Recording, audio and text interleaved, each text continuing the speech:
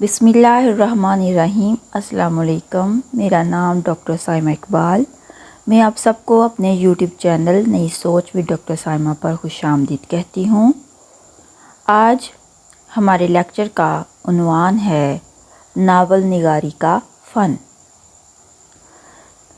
قصہ جب تک خوابوں اور خیالوں کی بھول بھلیاؤں میں گم رہا، داستان کہلایا۔ جب اس سے نکل کر حقیقت کی دنیا میں داخل ہوا تو ناول کے نام سے یاد کیا جانے لگا۔ گویا ناول داستان ہی کی ترقی یافتہ شکل ہے۔ داستان فرصت اور کم علمی کے زمانے کی پیداوار تھی، ناول کم فرصتی اور سائنس کے زمانے کی ایجاد ہے۔ داستان کی دو خصوصیات ایسی تھی جنہیں بدلا ہوا زمانہ گوارا نہ کر سکا۔ ایک تو داستان کی طوالت، ایسی طوالت کہ ایک بار شروع ہو جائے تو ختم ہونے کا نام ہی نہ لے۔ مصروفیت کے دور میں اس کی گنجائش نکالنی محال تھی۔ دوسری وہ چیزیں جنہیں عقل کسی طرح تسلیم ہی نہ کرتی تھی، مثلاً دیو، پریاں، جادوگر، جادوگرنیاں، طلسمی محل، غیبی امداد۔ سائنس و تحقیق کا سورج طلوع ہونے سے پہلے کا انسان ان تمام چیزوں پر آسانی سے مان لے آتا تھا۔ آج کا انسان ہر چیز کو عقل کی کسوٹی پر پرکھتا ہے اور جو چیز اس پر پوری نہ اترے اسے رد کر دیتا ہے۔ مطلب یہ ہے کہ داستان کی طوالت اور فوق فطری عناصر کو تو خیر بات کہہ دیا گیا، لیکن اس کا بنیادی عنصر قصہ بہرحال باقی رہا، کیونکہ اس کے بغیر چارہ ہی نہ تھا۔ قصے کے بغیر فکشن کا تصور ممکن ہی نہیں۔ البتہ ایک تبدیلی یہ ہوئی کہ یہی قصہ حقیقت کی ترجمانی کے لیے استعمال ہونے لگا اور روح بدل کر ناول کہلایا۔ دیو اور پری، شہزادہ اور شہزادی کی جگہ عام انسان ہیرو کی مند پر رونق افروز ہوا۔ اس کی سیرت و کردار فنکار کی توجہ کا مرکز بنے۔ اس کے مسائل و مصائب، اس کی امنگیں اور آرزوئیں، اس کے غم اور اس کی خوشیاں ناول کا موضوع قرار پائیں۔ اس طرح ناول کی ثبوت طلوع ہوئی۔ ناول کی تعریف۔ ناول کی تعریف کرنا چاہیں تو مختصر الفاظ میں ہم یہ کہہ سکتے ہیں کہ ناول وہ نثری قصہ ہے جس میں ہماری زندگی کی تصویر ہو پیش کی گئی ہو۔ ولادت سے موت تک انسان کو جو معاملات پیش آتے ہیں، جس طرح وہ حالات سے نبرد آزما ہوتا ہے، جس طرح وہ حالات کو یا حالات اسے تبدیل کر دیتے ہیں، وہ سب ناول کا موضوع ہے۔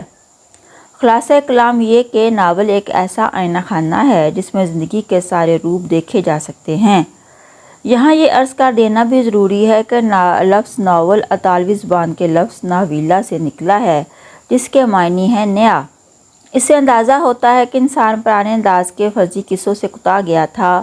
جب اس نے وہ قصہ سنا جس میں حقیقی زندگی کا عکس نظر آتا تھا تو اسے نیا کے نام سے یاد کیا گیا۔ مناسب ہوگا کہ اگر یہ بھی دیکھتے چلیں کہ اہم فنکاروں اور ناقدوں نے ناول کی کیا تعریف کی ہے۔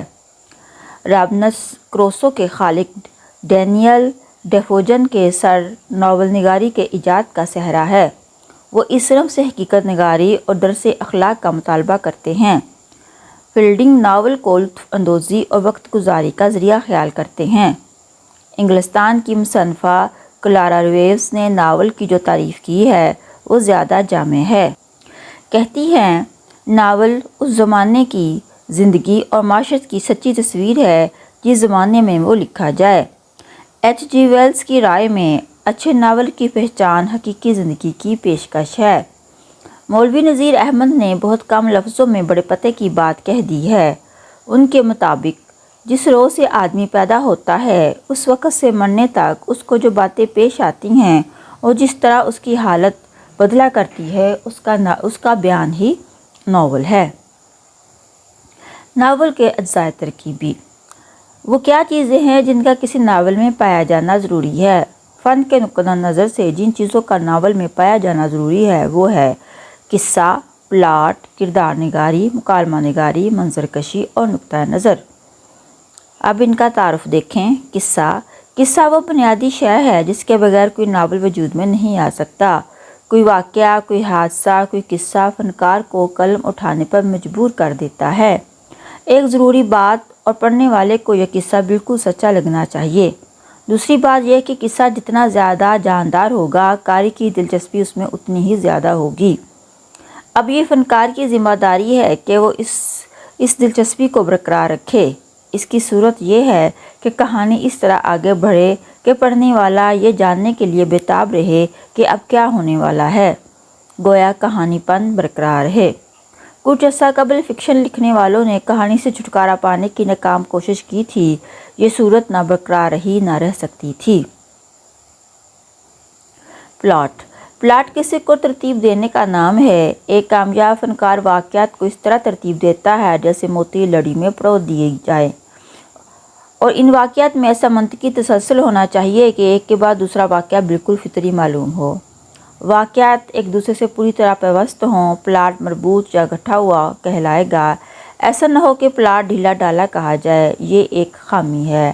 امراؤ جان ادا کا پلاٹ گٹھا ہوا اور کسا ہوا ہے، جبکہ افسانہ ذات کا پلاٹ ڈھیلا ڈالا ہے۔ ناول میں ایک حصہ ہو تو پلاٹ اکرا یا سادہ کہلائے گا، ایک سے زیادہ ہو تو مرکب، جیسا کہ امراؤ جان ادا میں ہے۔ یہ بحث بھی ادبی حلقوں میں چلی تھی کہ ناول میں پلاٹ کا ہونا ضروری ہے کہ نہیں۔ ورجینیا وولف اور جیمز جوائس کے ناولوں کو دیکھ کر یہ خیال پیدا ہوا کہ پلاٹ کے بغیر بھی ناول وجود میں آ سکتا ہے۔ ہماری زبان کا ناول شریف زادہ بھی اسی زمرے میں آتا ہے، لیکن اصلیت یہ ہے کہ پلاٹ کے بغیر کامیاب ناول کا تصور ممکن نہیں۔ کردار نگاری ناول کا تیسرا اہم جز ہے۔ ناول میں جو واقعات پیش آتے ہیں ان کے مرکز کچھ جاندار ہوتے ہیں۔ ضروری نہیں کہ یہ انسان ہی ہوں، حیوانوں سے بھی کام لیا جا سکتا ہے۔ یہ افراد قصہ کردار کہلاتے ہیں۔ یہ جتنے حقیقی یعنی اصلی زندگی کے قریب ہوں گے، ناول اتنا ہی کامیاب ہوگا۔ کردار دو خانوں میں تقسیم کیے جاتے ہیں، ایک پیچیدہ راؤنڈ اور دوسرا سپاٹ فلیٹ۔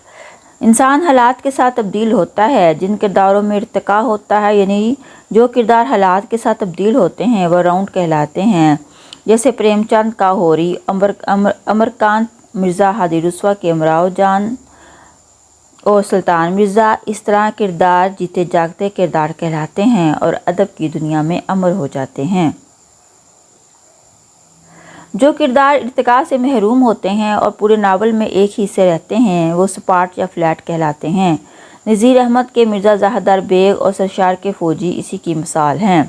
یہ دلچسپ ہو سکتے ہیں مگر بیچ بیچ کے انسانوں سے ملتے جلتے نہیں ہو سکتے۔ مکالمہ نگاری پر بھی ناول کی کامیابی اور ناکام کا بڑا حد تک دارومدار ہے۔ ناول کے کردار آپس میں جو بات چیت کرتے ہیں وہ مکالمہ کہلاتے ہیں۔ اسی بات چیت کے ذریعے ہم ان کے دلوں کا حال جان سکتے ہیں اور انہی کے سہارے قصہ آگے بڑھتا ہے۔ مکالمے کے سلسلے میں دو باتیں ضروری ہیں۔ ایک تو یہ کہ مکالمے غیر ضروری طور پر طویل نہ ہوں کہ قاری انہیں پڑھنے میں اکتا جائے۔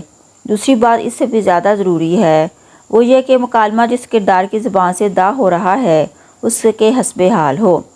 مثلاً عالم کے مکالمے ایسے ہوں جیسے پڑھے لکھے آدمی کے ہو سکتے ہیں۔ یہ بھی خیال رکھنا چاہیے کہ مکالمے کردار کی ذہنی کیفیت کے آئینہ دار ہوں۔ مثلا کوئی شخص غصے کے عالم میں گفتگو کرتا ہے تو اس کا انداز بیان کچھ اور ہوتا ہے، خوشی کی حالت میں کچھ اور۔ کامیاب فنکار مکالمے لکھتے وقت ان باتوں کو دھیان میں ضرور رکھتا ہے۔ نذیر احمد، سرشار، رسوا اور پریم چند ہماری زبان کے نہایت کامیاب مکالمہ نگار ہیں۔ منظرکشی سے ناول کی دلکشی اور تاثیر میں اضافہ ہو سکتا ہے۔ منظرکشی کامیاب ہو تو جھوٹا قصہ بھی سچا لگنے لگتا ہے۔ امراؤ جان ادا میں رسوا نے حاتم کی کوٹھی کا نقشہ ایسے کامیابی سے کھینچا ہے کہ پورا ماحول ہمارے پیش نظر ہو جاتا ہے۔ عرس، میلے، نواب سلطان کی کوٹھی کا ذکر تو ایسا کارگر ہے کہ لگتا ہے کہ ہم خود وہاں جا پہنچے ہیں۔ پریم چند کو بھی منظر نگاری میں بڑی مہارت حاصل ہے۔ جو ناول نگار ناول میں حقیقت کا رنگ بھرنے کے لیے نہیں بلکہ صرف منظر نگاری کا کمال دکھانے کے لیے مختلف موسموں اور مقاموں کی تصویر کھینچتے ہیں، وہ ناول کی سالمیت کو نقصان پہنچاتے ہیں۔ شرر اور طبیب کے ناولوں میں یہ کمزوریاں نمایاں ہیں۔ نقطہ نظر جسم میں خون کی طرح فنکار کے قلم سے نکلی ہوئی ایک ایک سطر میں جاری و ساری ہوتا ہے۔ ہر انسان اور خاص طور پر فنکار کائنات اور اس کی ہر شے کو اپنے زاویہ نگاہ سے دیکھتا ہے، ہر معاملے میں اپنی ایک رائے رکھتا ہے۔ جب وہ کسی موضوع پر قلم اٹھاتا ہے تو گویا اس پر اپنے خیالات کا اظہار کرتا ہے اور اپنا نقطہ نظر واضح کرتا ہے۔ وہ پختہ کار ہے تو اپنی رائے کا برملا اظہار نہیں کرتا، وہ خود کچھ نہیں کہتا بلکہ قاری سے وہ بات کہلوا لیتا ہے جو اس کے دل میں ہے۔ غرض یہ کہ ہر تخلیق کے پیچھے کوئی نقطہ نظر کار فرما ہوتا ہے، مصنف اس کی خاطر تخلیق کا کرب جھیلتا ہے۔ مولوی نذیر احمد نے ابن الوقت میں یہ واضح کرنے کے لیے لکھا کہ بے سوچے سمجھے نکالی انسان کو ذیل و خوار کر دیتی ہے۔ مولوی نذیر احمد نے ابن الوقت یہ واضح کرنے کے لیے لکھا کہ بے سوچے سمجھے نکالی انسان کو ذیل و خوار کر دیتی ہے۔ ان کا ہر ناول اصلاحی نقطہ نظر کا حامل ہے۔ سرشار افسانہ زاد میں لکھنؤ کے طرز معیشت پر روشنی ڈالنا چاہتا ہے۔ پریم چند کی نظر دیہات کے مسائل پر رہتی ہے۔ زمان و مکان زمان و مکان کو بھی بعض ناقدوں نے ناول کے اجزائے ترکیبی میں شامل کیا ہے اور کہا ہے کہ قصے کے لیے یہ تعین بھی ضروری ہے کہ وہ کب ہوا اور کہاں ہوا۔ جگہ یعنی مکان اور زمانے زمان کے ساتھ واقعات کی نوعیت بھی بدل جاتی ہے۔ مثلاً ہر جنگ ایک جیسی نہیں ہو سکتی۔ معرکہ کربلا کا دکھانا مقصود ہے تو اس کی نوعیت اور ہوگی۔ جنگ پلاسی کا نقشہ کھینچنا ہے تو اس کا انداز جداگانہ ہوگا۔ ناول کی زبان ناول کے اجزائے ترکیبی میں شامل نہ صحیح، لیکن ناول کے سلسلے میں یہ بات اتنی اہم ہے کہ اسے نظر انداز نہیں کیا جا سکتا۔ فکشن کی زبان کے بارے میں اکثر مغربی ناقدین کی رائے یہ ہے کہ اس میں بناء و سنگار نہیں ہونا چاہیے، ورنہ قاری کی توجہ اصل موضوع یعنی کہانی یا واقعہ سے بھٹک کر زبان کی آرائش میں الجھ جائے گی۔ ایک ناقد کا خیال ہے کہ فکشن کی زبان آئینے کی مانند نہیں بلکہ کھڑکی میں لگے اس شیشے کی مانند ہے جسے آر پار صاف نظر آتا ہے۔ ایسے رنگ دیکھیے تو باہر کا منظر اپنے اصلی روپ میں نظر نہیں آئے گا بلکہ اس کا بھی رنگ بدل جائے گا۔ اس لیے فکشن نگار کا فرض ہے کہ اس شیشے کو صاف کرتا رہے۔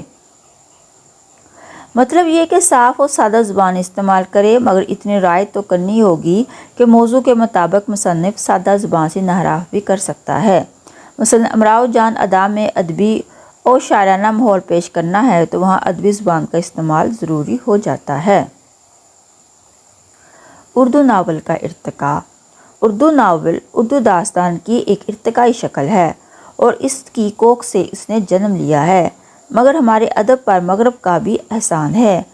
ہمارے بزرگ ادیبوں کی نگاہیں ادھر اٹھیں اور انہوں نے مغربی ادب سے کسب فیض کیا۔ مولوی نذیر احمد کے کئی ناول انگریزی ناولوں سے متاثر ہو کر لکھے گئے ہیں۔